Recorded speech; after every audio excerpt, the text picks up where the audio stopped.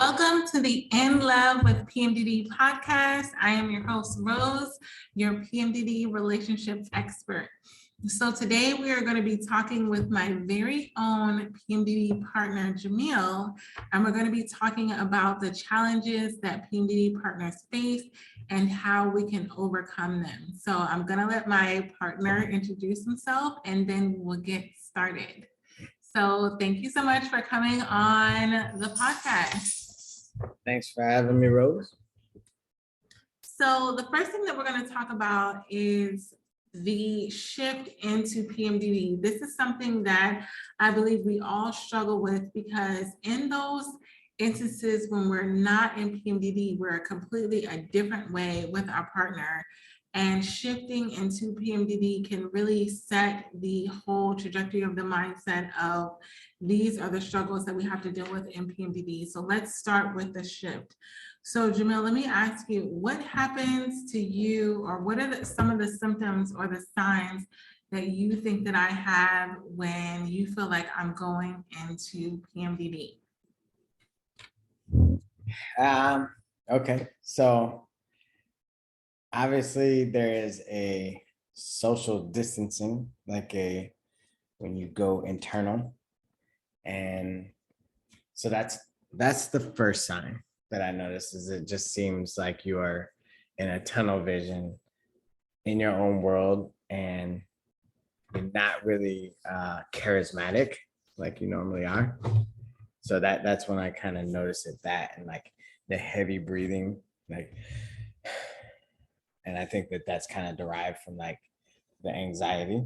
So I can tell from some of the body language, and then overall the level of charisma that comes from you, it deteriorates. So when he's saying that he feels like I go internal, I want to preface that there are, specifically when dealing with clients, there are two ways that I've normally seen individuals do when they go into PMDD. And that's one, they isolate, and one, with their partner, they become really clingy.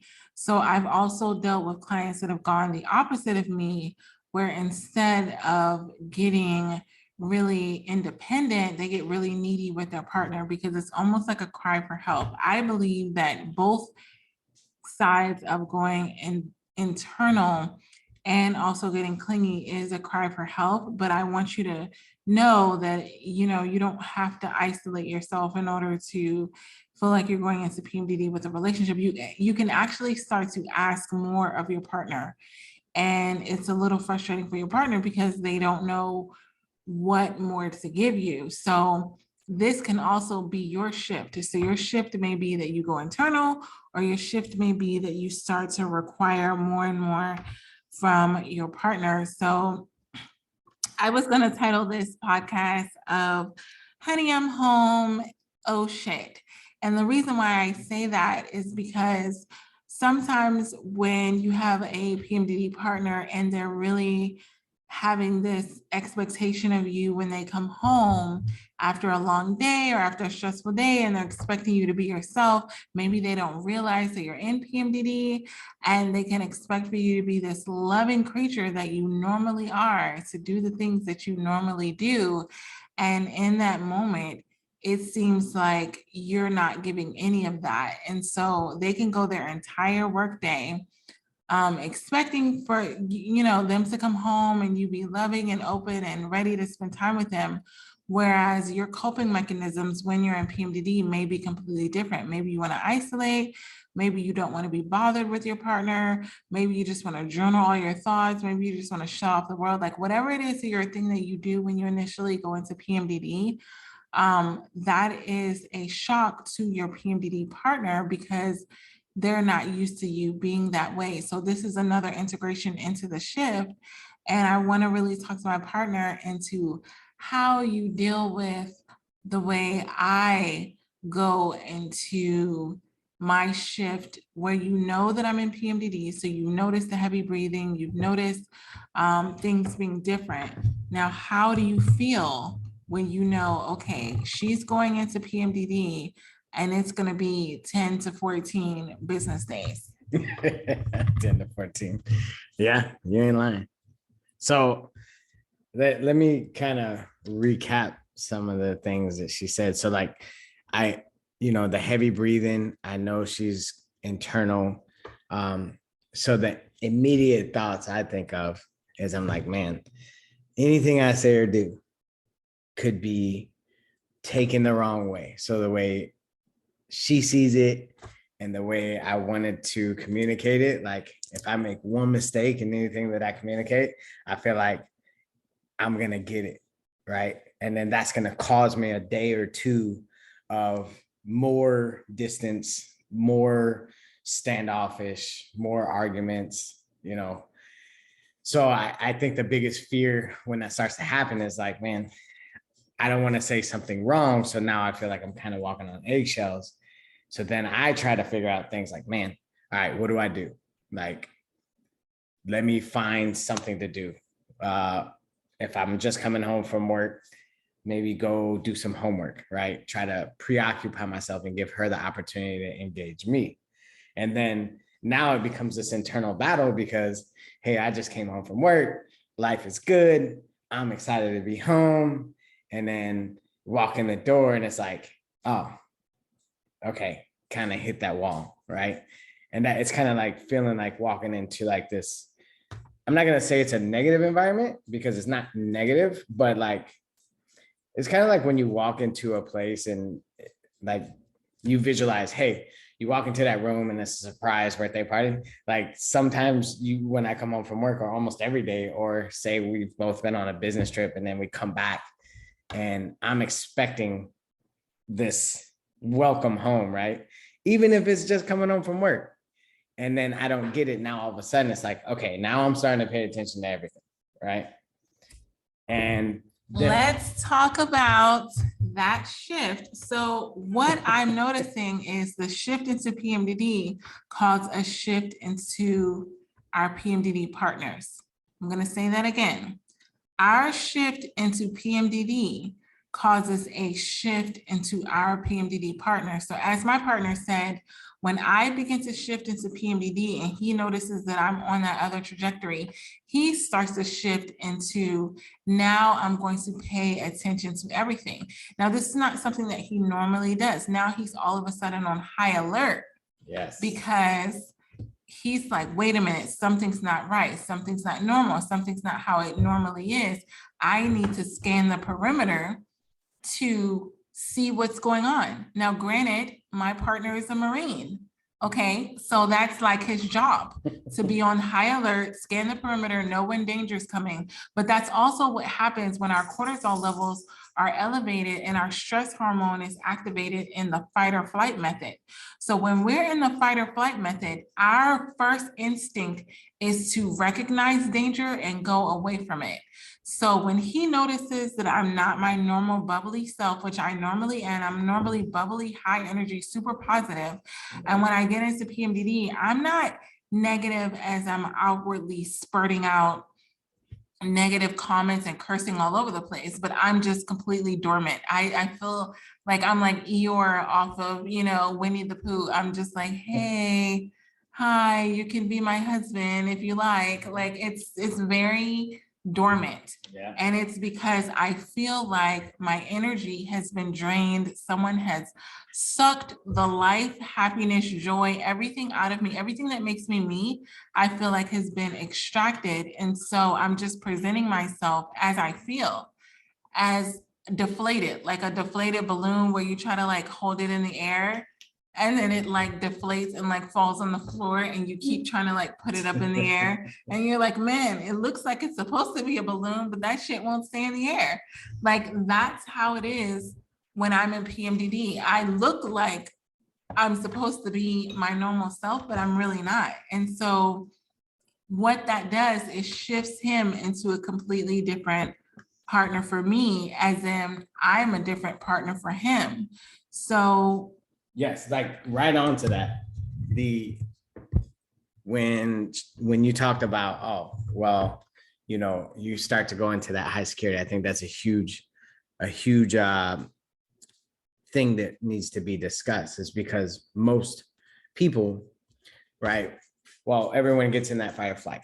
So if you know your partner, like for me, you know me, I'm not going to run away from the fight. I'm going to get into it and try to address the issue because I want it to go away. So now you put that into, the relationship. It's like, okay, hey, how you feeling? And then you're like, oh, you give me the dirty look, or you're just kind of being lethargic. And I'm like, well, what's wrong? Let's talk about it. And then I don't want to talk, right? And then now I'm like, okay, well, why you don't want to talk? And then it just continues to build and stack. So one of the tools that I have learned over the years, and I'm still working on this, but like practicing my patience, right? So when I notice that instead of running to the fight, I have to find a balance. How do I still satisfy who I am as Jamil? And then how do I satisfy the Jamil in the relationship, right? So it's tough because again, it's not in my culture to go away from something or just half-ass just leave it alone, like, oh well, we'll address it later. That's like not how I am. I like to address the problem on the spot and then keep it moving, right? So I think that's really important to recognize that when you're dealing with coping mechanisms for the shift into PMDD, I'm not advising that you do something that's completely out of character. So like my partner said, he has to find something that's still true to who he is, but then it's also addressing the issue at hand.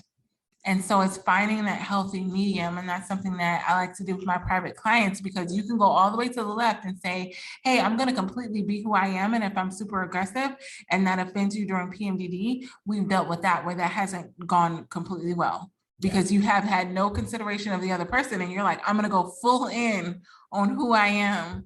And then hopefully, at the time, you think that's you think the other person is just going to recover or adjust to you being full on who you are, and then you end up in a situation where you realize you've both gone too far, and it's like, okay, I need to find this middle ground.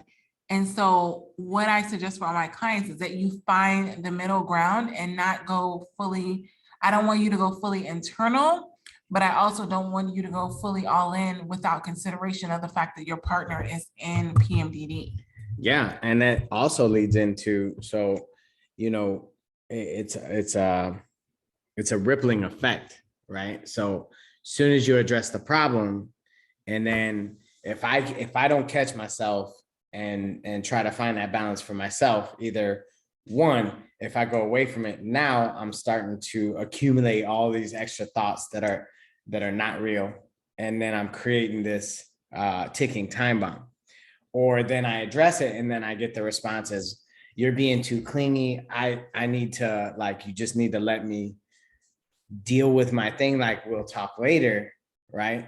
And then so now neither of us are satisfied because now she's starting to get that negative ripple effect, and then now I'm getting it, and now the next time we cross paths, you're like, it's just a ticking time bomb, right?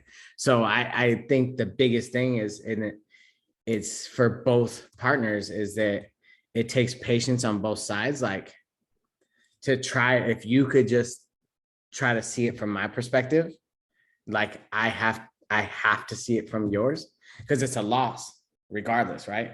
It's a lose-lose or it's a win-lose, but it's never really a win-win when we're in it, because even if I'm satisfied, you're still lingering in the PMDD. And even if you're satisfied, now I'm lingering in a buildup of insecurities. Like, dang, like I just had a great day. And now I come home and my wife doesn't even, like, she's not feeling me. Like, I'm not feeling the connection. And then I start to get insecure, even though I am secure. Like, it's crazy. And let's talk about the insecurities and the thoughts that come up. For me specifically, someone that goes internal, meaning I get really independent, meaning when I'm in PMDD, I'm not a person that likes to put my symptoms on other people. I'm generally So I'm trying to stay true to who I am, even when I'm in PMDD. I like to spread good vibes. I know even when I go on social media, I try to be very cognizant of the energy that I put out there because I believe energy is transferable. So if I have negative energy, I may forego, a couple of days of showing up. The same thing in person, like with dealing with not dealing with, but hanging out with my sisters or friends. If I know I'm in that bad of a mood, energetically, because I'm in PMDD, I tend to not want to hang out and be social with other people, not because I don't want to be with them, because I really do, but I don't want to transfer my negative energy onto them. I don't want them to be feeling in a good mood. And then all of a sudden they hang out with me and they're like, oh, I feel like crap. I wonder why. It's like, I know why, because I'm a psychologist. That's what I study. I know that energy is transferable. So Yes, and so while that affects your friends and the family and loved ones, there's people who live with you like me, who we don't have a choice. You can't just go internal, and if you do, like it takes a lot of patience and adjustment on my side, and then now I'm left with, okay, like an empty tank. And I'm not saying empty tank like, oh, I'm not in love or whatever, but like we all, we're all on the pursuit of happiness, and we just want to have good vibes and good connections. And with PMDD, like that goes away in a matter of hours. Like we could go to bed and be totally fine, and then the next morning I could get up, hey, good morning, good morning, good morning, and you're like, yeah, leave me alone, I couldn't sleep last night. And then now I'm going to work like, man, what did I do? Like we were just fine. And at the beginning of the relationship, that was a big deal. Now, knowing I still understand, but it's still a struggle. It doesn't make it easier.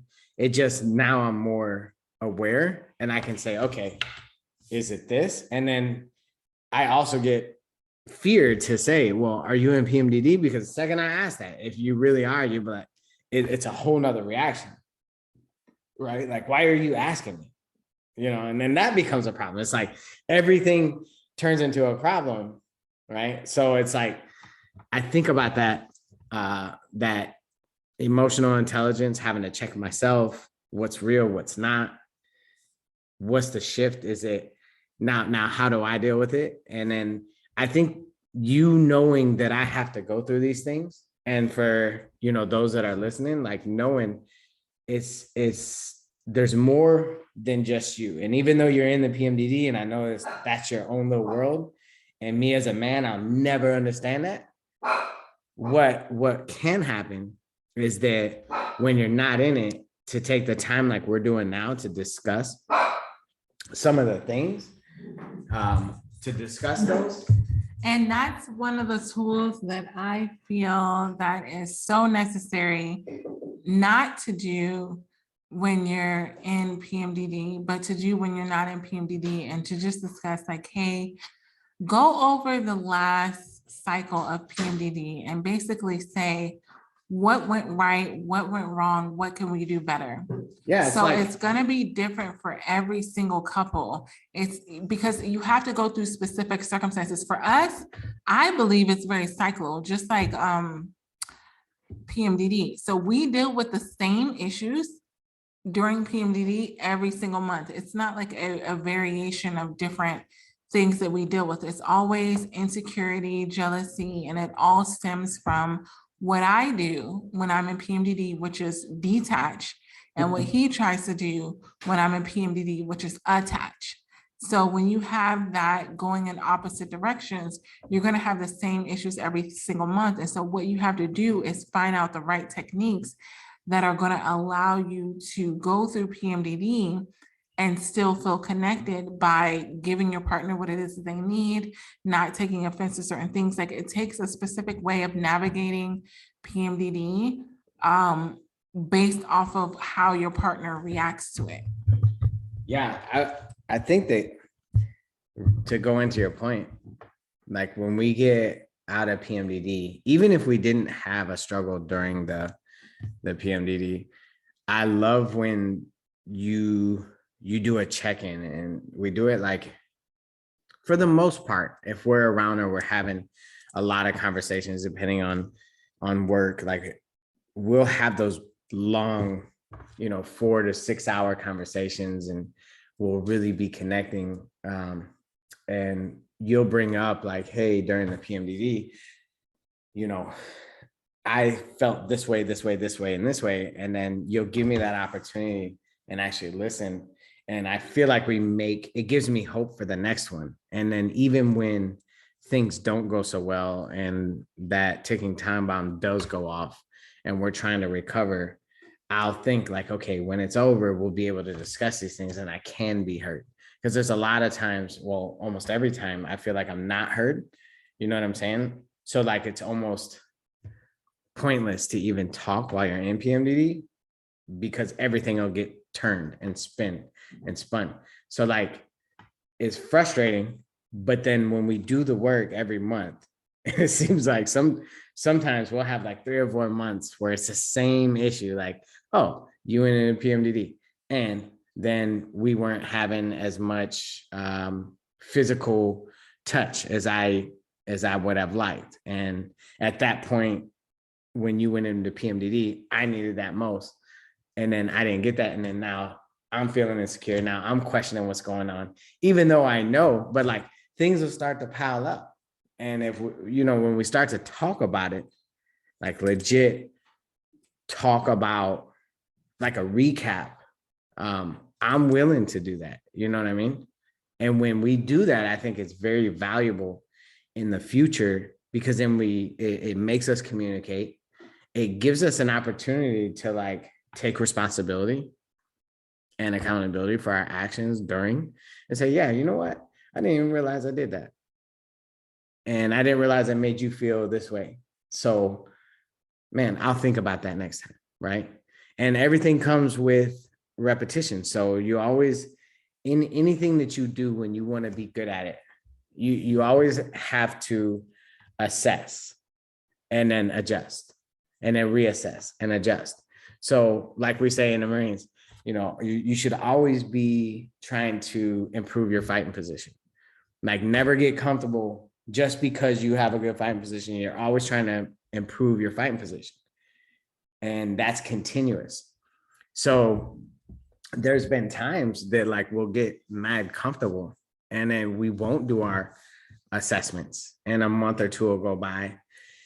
And then we find ourselves with bigger issues, right? And then it's like, man, we could have addressed these things. Because even though we had good PMDDs, which good means we just didn't fight, right?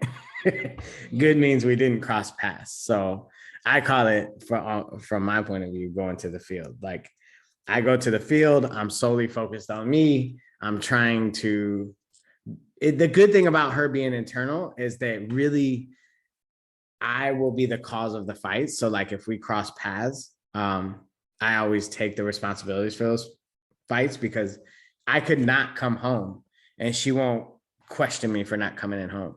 Or I could come home, say hi, go into the room, and then she won't like follow me around or nag me. She'll just kind of let me do my thing. So then it becomes more of my issue than hers. So that's where my patience and expectation management have to come in. And I have to really practice that because I'm not that type of person that goes internal. I want to like invite friends over and turn the music up and I want to be partying, all the time. Like and it doesn't even have to be with our friends. Like come home, drink some beers together, turn up the music, laugh, and have a good time, which normally you'll do with me. But then PMDD comes and it's like I gotta tiptoe through the house. But it's good. What I love the most about you is that you journal a lot and you'll write down how you're feeling and you'll write down like things that we went through. And then you'll know shit, come and sit with me with a notepad and be like, hey, let's talk about these things. Like, and I respect that and I value that. I would never have thought to do that with anyone, nor would like even like it's just not a thing, right? But seeing the value in it, like if everyone did that, everyone would be successful, right? Even during the bad times. Is if you just took internal or actual physical notes And then you take the time when you're in the good times and you actually discuss those things and recap and take responsibility. Like, yeah, I probably could have done that differently, you know? So having an open mind on both parts. And I think it makes me feel the best when I see you take responsibility for things, because during the PMDD, a lot of times you won't. You don't even have the capacity to like even think about that. You're just like, just leave me alone, right? And I'm like, man, all I wanted to do was, and I set up this for us to do, and you didn't even want to go, and like it'll be stuff like that. And then to come back and hear you say, oh yeah, I realize, I know that meant a lot to you, and I do recognize that I was feeling this way, I'm sorry. To me, that's more valuable than you have gotten up and doing it and then just been like lethargic the whole way. I would rather talk about it and discuss it and like know that you knew or saw how I felt. And I think that that's very valuable. And I think for the listeners, for the men that's out there, or women, the men, women, whoever has to deal with it, being partners together. I think being the one without the PMDD, it's always nice to see that the one with the PMDD is trying to put in work, really trying to get better, acknowledging, taking responsibility. And I'm not saying, petty stuff like, no one's saying that you have to write down, oh, I was a monster. I'm saying like, hey, there's things that could be done differently. And if as the spouse, if you just tell me that you recognize that, I can be satisfied with that and move on, and then you got those ones that just don't want to take no responsibility, and I'm holier than thou and I can do no wrong, and you're the only one and you're the reason for all these things. Like, that's a recipe for disaster.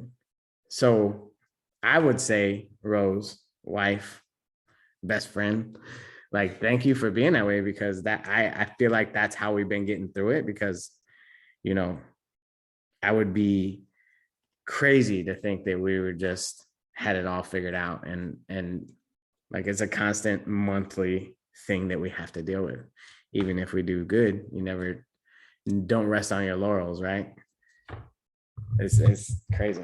and I think that's so important to realize, is that no 2 months are the same. And everyone who has PMDD knows this. Like 1 month, it can be really, really mild, meaning your symptoms.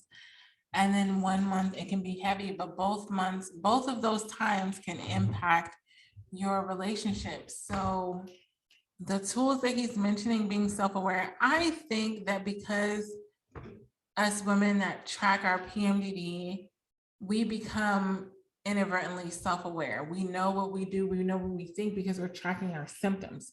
So we're tracking it for the part of trying to know how we're going to feel at the moment, but it also is helpful in our relationships because we're able to communicate to our partner like, hey, this is what I'm feeling at this point, this is what I'm feeling at this point, because you're constantly checking in with yourself because you want to track your symptoms. I remember earlier in my journey where I didn't know when I was going into PMDD. It would kind of have to show itself by a argument or a conversation or disruption with my partner for me to even realize that, hey, I'm in PMDD.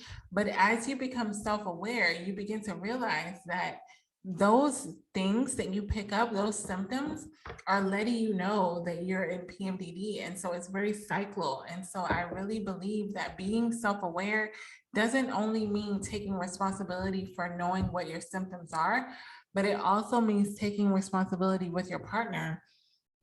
So there have been a lot of times where I've not recognized initially that I was in PMDD, and then I recognize it, and then I'm like, oh crap, I'm in PMDD. And I've had to like tell that to my partner, like, man, because when I'm in PMDD, I really believe that everything's real. I really believe that, the arguments that we're having are justified, the facts are the facts, like all the things, you can't convince me otherwise. However, when I come out of PMDD, I'm like, oh man, I was a little harsh. I kind of took that the wrong way. So coming back to your partner after the fact and really letting them know, like, I recognize where I might have been crossing the line. I may have been a little bit too forward. I may have been too presumptuous. It's so beneficial to them not feeling like, my partner calls it, the bad guy. To them not feeling like they're the cause. And I want to preface something for all of my PMDD champions out there. That's what I call you, is that your partner is not the cause of your PMDD. So I know a lot of times we may feel, because of how we feel in our relationship, like whenever you're dealing with any chronic illness, the first person that you go to blame is the closest person to you. And a lot of times the closest person to you is your PMDD partner. But I want to make sure that you always remember, and I probably will create a t-shirt at some point that says, your partner is not your PMDD, because so many times you get into that mindset of thinking they are the enemy. When you're in PMDD, your heightenedness for absorbing negativity is like on 1,000. I'm normally a good vibes only kind of person, but I feel like we were just watching this show on Netflix yesterday. We just binge watched the whole second season of Raising Dion, or Dion as my daughter calls it, and he could have the ability to absorb powers. And I feel like when we're in PMDD, we have the ability to absorb all the negative powers from all of the world, and we hold them internal to ourselves, and we blink our eyes. And like in Raising Dion, like when he blinked his eyes after he absorbed the negative powers, his pupils went completely black. And I feel like when I'm in PMDD, like I can blink my eyes and like literally look at myself and see that I'm different and be like, like it's in me, like the evil is in me. And so I think that recognizing that you are harnessing the evil of PMDD with your partner is it's a shameful thing. It's an embarrassing thing. You know, if you're a person like me that tries to put their best foot forward, you know, admitting that you just like vomited negativity for 10 to 14 business days is not something that like you're very proud to do. But when you have a partner like I do that kind of starts to take the burden of that and be really self-reflective of what they've done, you know, their part, you kind of feel bad about it. You kind of feel like, man, all right, like it's not all you. Like I might have, you know, had a little bit to do with this little tip, like, but I think letting your partner know that it's not all them, they're not the enemy, you know that, and that you're in it with them is a great tool to use for the shift into PMDD. So I mean this when you're in PMDD and when you're outside of PMDD. So I believe having these conversations when you're not in PMDD is so important because the energy is so authentic. It's so genuine, and it's easier to connect to your partner when you're not in PMDD because you're you, right? When you're trying to communicate these things when you're in PMDD, they may not receive it the same way, because I know my partner feels like when I'm in PMDD, I'm very robotic. Even if I'm saying the most loving things, it's like, I love you. I adore you. You mean the world to me. Like it doesn't feel as warm and fuzzy and genuine as it does when I'm not in PMDD. So I greatly advise for you to maximize the time that you have when you're not in PMDD to have these communications with your partner and understand that they're going through a shift too. They are going through a shift too, and it's not just you. That rhymes. I'm a rapper. All I'm saying is don't go so internal that you forget the needs of your partner until you come out of PMDD. Yes, it sucks. Yes, it's not fair. Yes, all of these things, but your partner didn't cause you to have it. At the end of the day, as shitty as it is that you're in PMDD, your partner is not, they didn't cause it. And there's actually nothing they can do to stop it. So sometimes it almost can feel like they have the ability to stop us from being in PMDD, but they're just not doing it out of spite. I tried. I didn't even believe this shit. I didn't even believe Let's it. talk about that he didn't believe that PMDD was a thing. And I know I would give you his Instagram so all of you PMDD warriors can flood him, but he is a genuine PMDD partner that didn't believe, and we will do a full episode on this, but he didn't believe PMDD was a thing. He had to research it, and it took months to where he thought it wasn't a thing. Go ahead and talk about that. I just was like, man, you like it can't be that bad. It's like you can get over anything. Oh, you can't sleep. Okay, cool. Like go to sleep. Maybe you're not tired, right? Maybe you're not tired. And okay, you're not happy. Get up and work out. Drink more water. Like do something instead of sit there in this internal box. And I kept trying to say there was all these fixes, and like every month she would warn me. I remember when we first got married, she would warn me like, I'm going into PMDD. You just have to let me go through it. Like, just leave me alone. Like we'll talk, but don't start no fights. Let's not have big conversations. Mhm. And then I just could not, I just did not think it was real. It took me like at least a year, if not more, to figure out like, oh man, this really doesn't change. Like she really, it's like 40 days and 40 nights. Wake up next month, it's the same shit again. Now what? So then that's when I had to figure out, okay, it really is real. And I really have to start really believing these things.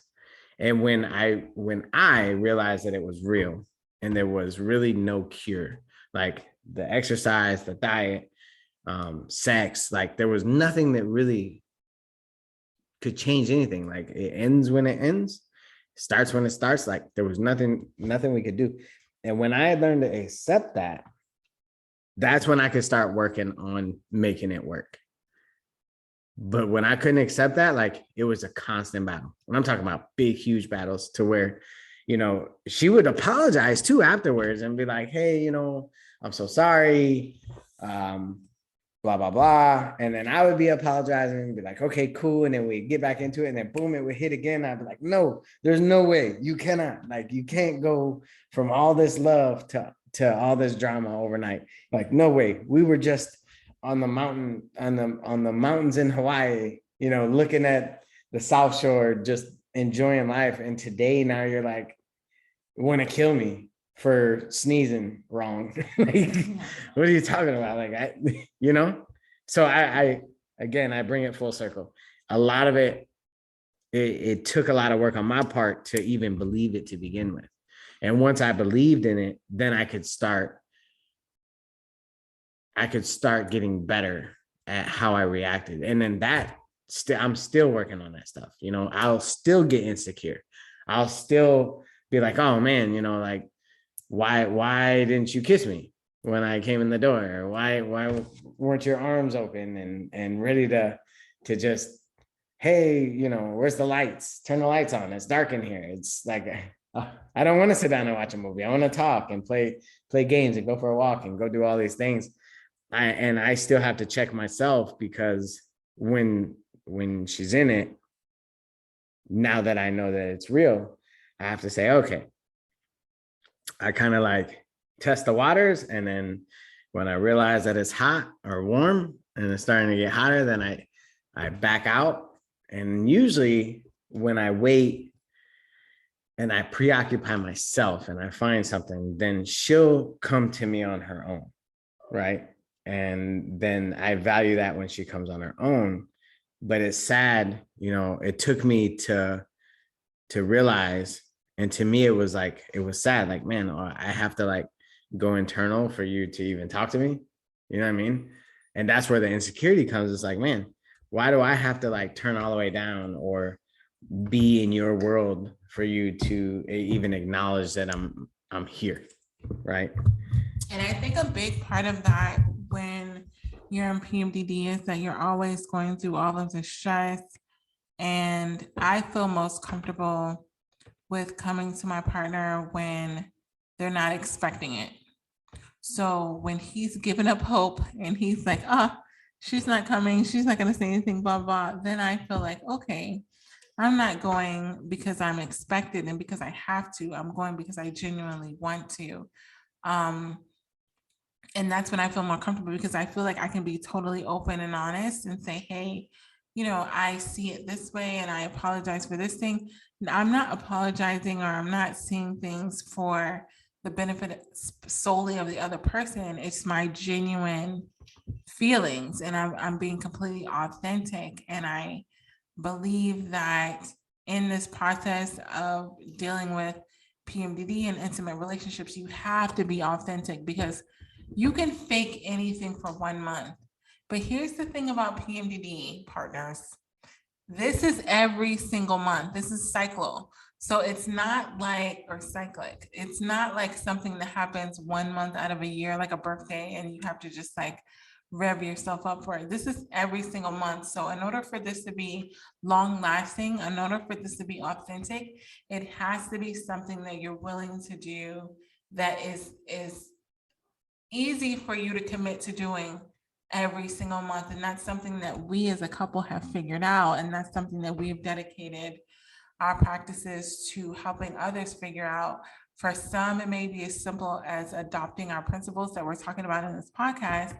And for others, it may be, I need to talk to you about my specific relationship and the things that we specifically go through and give us tools to deal with that. So if that's something that you're going through where you specifically need customized tools for the issues that come up for you every single month, because like my partner said, we don't deal with a wide variety of symptoms every single month as far as the things that impact our intimate relationship. It is the same things every single month. So if like us, you can figure out the tools that impact that one thing, then that can last you a full 12 months, a full year of things because you have the tools to combat those symptoms every single month.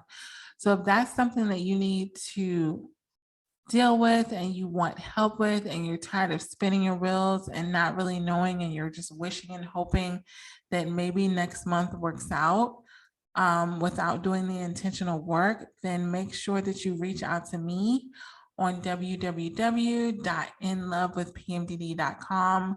You can also email me at www.inlovewithpmdd@gmail.com or reach out to me on my Instagram at in love with PMDD. And this way we can book a session to deal with the specific things that you have going on with your intimate relationship and the cycles that you go through every single month, and just giving you tools that you can rinse and repeat every single month that can help you reset yourself in your intimate relationship. So first and foremost, I want to thank my partner for coming on the podcast today. It is the second of many. He will be coming on other ones, but I just wanted to give you insight from a partner's perspective with PMDD. I'm going to give him an opportunity to say any closing comments, but as always, if you want to reach out to either one of us from a partner's perspective or me, you can always reach out to us at inlovewithpmdd.com.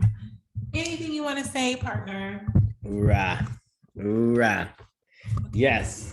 Okay. So honestly, my closing thoughts are, if you want to be there, on both sides, you got to put forth the work. Like nothing worth having or nothing worth value is going to be easy. And always assess and reassess. Continue to improve your fighting position. And if you do that with that mindset, everything else will fall into place and you'll make it work. And when times get hard, you don't give up. You just adjust and try to find the best way or find a new avenue of approach, right? So expectation management, practice patience, be willing to work, be willing to be open, listen. It goes both ways. It's not just me. I love it when she listens. Like I feel so good when she listens to me. It really makes people feel good. You know what I mean? And then, when times are hard, that's where the patience comes in. And then find an opportunity to communicate.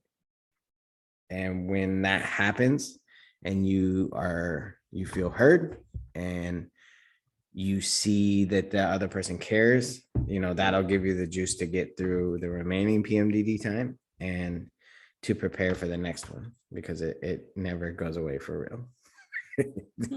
But I appreciate you having me, Miss Alcatan. It's awesome. Hoorah, Semper Fi. Oh my God. Okay, so thank you so much for tuning in. And as always, we want you to have the supportive relationship that you desire and deserve. And we are here for you. You got this. We got this.